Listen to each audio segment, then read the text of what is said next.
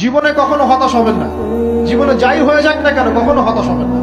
মনে রাখবেন আল্লাহ আপনার রব, আল্লাহ আপনার সাথে আছেন ইনশাআল্লাহ।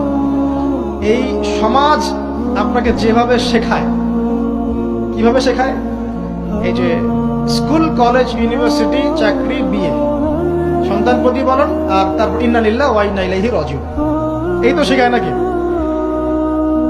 সবসময় মনে রাখবেন যে আল্লাহ রাব্বুল আলামিনের পরিকল্পনাই আপনার উপরে সবচেয়ে বেশি অগ্রাধিকার যোগ্য, সমাজের পরিকল্পনা নয়।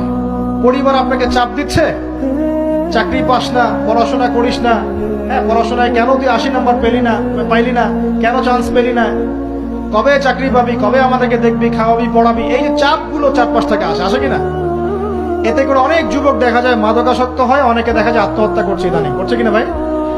এই শব্দটা থেকে আমি এই পয়েন্টটা আজকে লিখেছিলাম যে ভুলেও আল্লাহর প্রতি বিশ্বাস এবং তাওয়াক্কুল হারাবেন না। সমাজ যেভাবে শেখায়, সমাজ চারপাশে যে চাপ আপনাকে দিচ্ছে, এই চাপে নিজে গা ভাসিয়ে দিবেন না। আপনি আল্লাহর কাছে দোয়া করবেন, আল্লাহর কাছে পথ চেয়ে নিবেন এবং আল্লাহর প্রতি তাওয়াক্কুল ভরসা করবেন। কখনো আত্মহত্যার পথ বেছে নিবেন।